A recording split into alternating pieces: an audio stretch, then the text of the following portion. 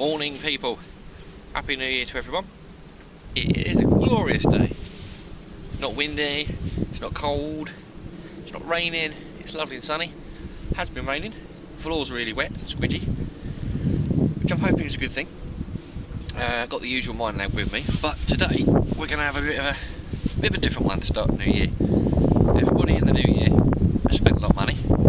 Some people are a bit skin. Plus there's New Year's resolutions. People want to do a new hobby, try something new. Some people might want to try metal detecting and not have enough money to go buy the latest machine or an expensive machine. So what I was going to do is see if we can go detecting on a budget and still find stuff. That's my plan. Got my Mind Lab, and I've also got a Cscope TR7070D. It's a 1980s machine, I think. I'm sure it's 80s. I bought it at auction, an auction house. Didn't even see it, I bought it blind, didn't know it was there.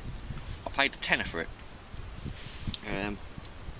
Luckily it works, I think. It comes on. I don't know how to use it, never played with it. Just checked it worked.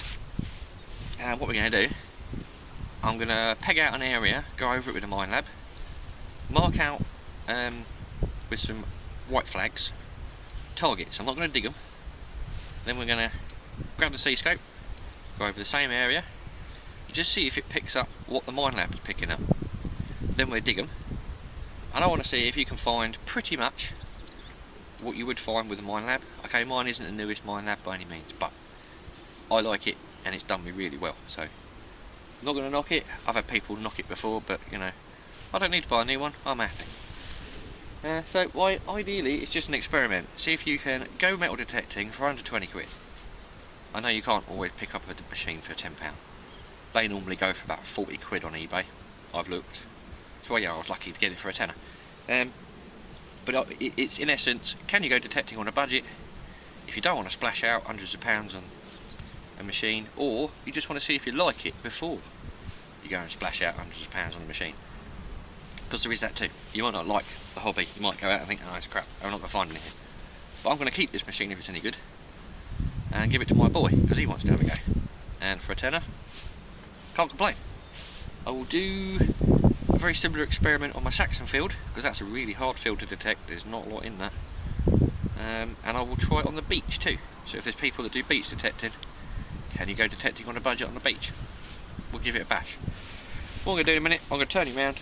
I go through the kit that I've got, and I'm going to go through the kit that you could get on a budget and see what we're going to compare it. It's a big difference. Alright. Right, as you all know, there's my Mind Lab. It's the Explorer SE. Got a set of COS headphones, which I really don't rate. They've broken so many times. But for the purposes of this, I'm going to include them in my kit. Got some decent fishing gloves, spare battery, pinpointer. It's a running belt, and you can get a water bottle in that, or a pair of gloves or whatever. But I hang everything off it. Fines bag, pointer. That's just me. All the stuff I've got is my own personal opinion on what I like to take out. I'm not saying everyone wants to take it all out with them. I cart around a bag, that's my choice. But a lot of people do have extra coils and such like, so I'm going to go, I bring all this with me every time. And it all fits in that backpack. So I don't carry in more, apart from the 18-inch coil, which I haven't brought today. If I do bring it, I only bring that if I know I'm going to need it. These are always in my bag. The Coiltech Watt coil, standard coil, tiny little DD coil, and the 13-inch. I'll go through some rough prices, like the Mind Lab at the moment, you pick them up for about £400. Watt coil was about 75, the 18-inch coil about 100 quid, a little 7-inch coil about 85. You're looking at pro pointers about 100 quid, digging tool, got that for Christmas, so I didn't actually pay for that, but that's 35 quid. My boots I've got on, they're 30 quid, bag it all goes in is 30 quid. You're looking at over £1,000 I've got just sitting out here, plus all the little bits and pieces. Not including like my GoPro that I do use when I attach it to the dog or the machine. All the other little bits and bobs add up. You could go buy a shovel, you know, you're looking at £50 for some decent spades. look at my spade, I made that myself and I'm quite happy with that. But yeah, so prospectively I've got £1,000 just over sitting here. You can spend more on a machine, don't get me wrong. So can you equal it to this? Probably not. Comes with one coil. It's very basic. 2 knobs. Runs off a dial, and there we go. That's a little head. So that cost me £10. I've also included, I'm going to include that because that only cost me, I think, £1.50 at boot fair. It's either £1.50 or £3. I've also, you need gloves if you're going to start. So they cost me 99p, I think. They're just standard work gloves from home base or wherever. The headphones, these were £1 at a boot fair. They're brilliant. Better than them stupid cost ones, the Minelab ones. They keep breaking. These just keep going and going. I use them on the Minelab, so they will be interchangeable. And my fines bag. It's only a little thing. That's all I want. I don't like the ones that hang around your neck on a strap. This just clips onto that belt with everything else, and I wear it around my waist. So that cost me £3. That comes from China. So all in all, it's less than £20.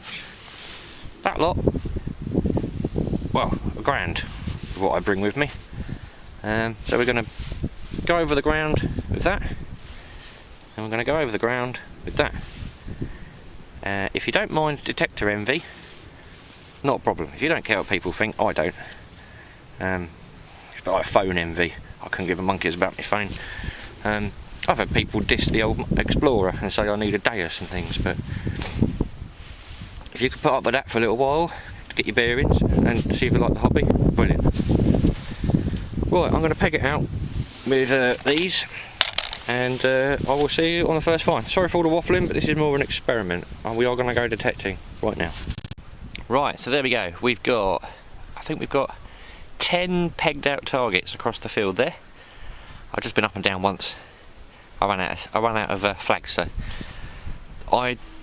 some of them could be good actually. One sounded a bit coin-like, definitely copper. So disregarding what the target is, I want to know if this Cscope picks up the target.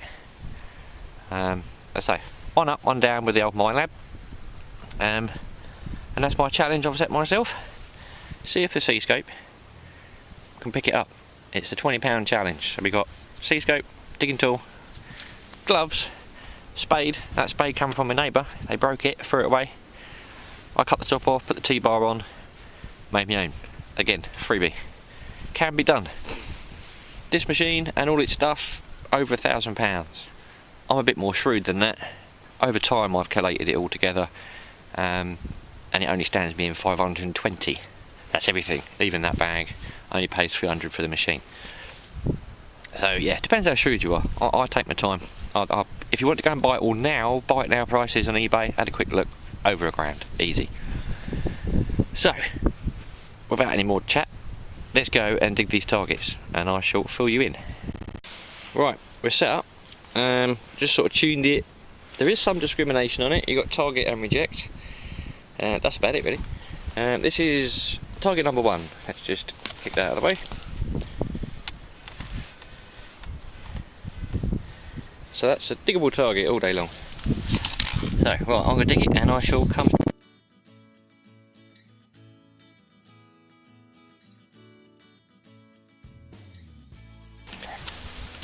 Alright, so it's in here, in that little clump there. Can't use a pinpointer, that's the whole point of it. Just got to use the basic stuff. I think I can see it actually, whatever that is. Yep. So, again, I'm not concerned with what it is, just concerned it's finding something. That just looks like a piece of rubbish. Yep. But still, there was about 4 inches down. Looks like a brass nut. Right. Next up, out of that little hole, look at that cool little thing. I like that. It's a little bit of lead, I think, but it's been dotted all over. Lots of dimples. I don't know what that was. Yep, it picked it up, registered it. I would have dug it. Not a problem. Every day.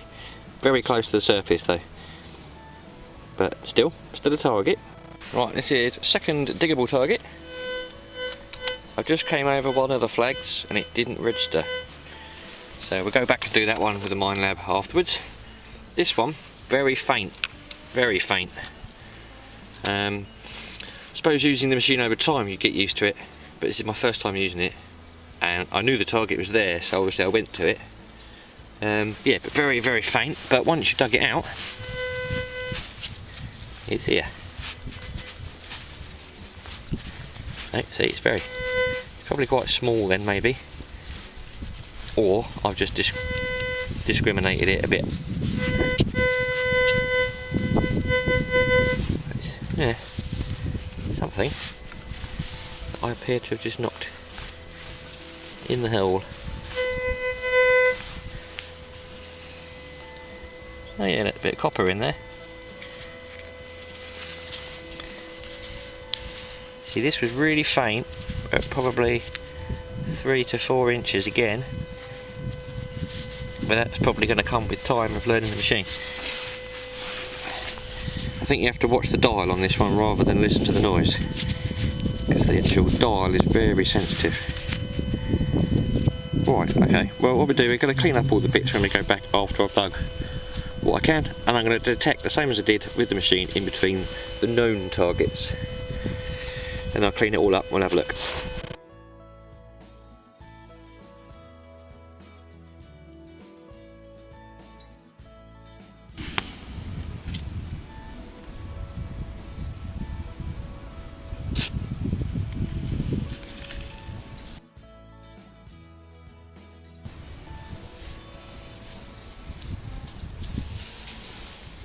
One piece of lead, still a target. Wasn't too deep as you probably just saw, and that is quite a bit of lead actually, it's quite a big bit, so yeah. It's alright, but I don't like the way it holds, I don't like swinging it, making the wrist hurt. I would put on it some rubber on the handle, stop it moving in your hand, but so far I think half the targets it's got, and half it hasn't obviously. So we're going to go back, get the mine lab. I'm going to detect on the way back, see if it does pick up anything I missed, and we will see what we've missed potentially. Mine lab 13-inch ultimate coil. First target that the Cscope didn't get. Massive musket ball. Quite surprised at that actually, because I suppose it was under a clump which probably pushed it up a couple of inches, but I thought that would have registered actually because that was really loud. Still, not knocking it, not yet. First musket ball of the year, I'm sure there'll be many. I cashed in all my lead as well this year, from last year. £22 something. I didn't cash in my musket balls, I keep these, but all the other scrap lead went in. Fishing weight, the lot, £22 in my pocket. So in theory, paid for the Cscope, if you want to look at it like that. So it's cost me nothing, that thing. Right, next target. Oh, here's a tiny little button. That was quite deep I suppose, so I'll let the Cscope off that one. That was a tiny target and deep, so right, that's target 2. I think I've got 3 more targets that the Cscope missed, so let's go get them. Second target, fairly deep actually. Again, I'm gonna let the Cscope off this. Looks like a smashed up coin. Looks like either a thick coin actually, so that'd be interesting when that gets cleaned in a little while. Getting it rung in nice on the mine lab, but missed by the Cscope. Next target is junk, but very deep junk.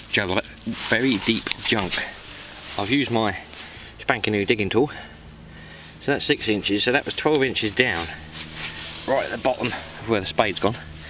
Just pulled that out, so I know that was a foot down. Yeah, that was well out of reach of the Cscope. But the mine lab grabbed it. One more target.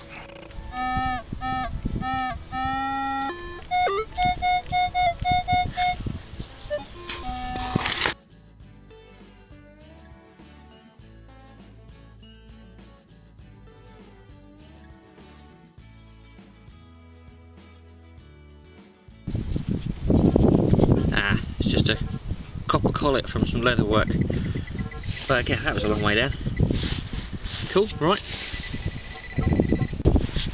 So, that's the conclusion. We had 9 targets in total, not 10. It was 9. 4 were got by the Cscope, and the rest were got by the Mine Lab. They were all very close to the surface, apart from this one, which had a little bit of depth to it, but it's a big old brass nut, modern rubbish. That little ball's quite nice. It's got a lot of detail all over the top there. The Mine Lab picked up the remainder. That is a smashed up coin, a very old coin as well. Don't know yet. 1 button, 1 collet, 1 huge musket ball, and a piece of tin can. So on conclusion, can you go detecting on a budget? Oh yeah, I think you can. I think you can. It will definitely give you a taster. I mean, it's not the nicest machine to swing. I do like having an arm cup. The Mine Labs are a lot more ergonomically pleasing to throw around the field. That does give you wrist ache.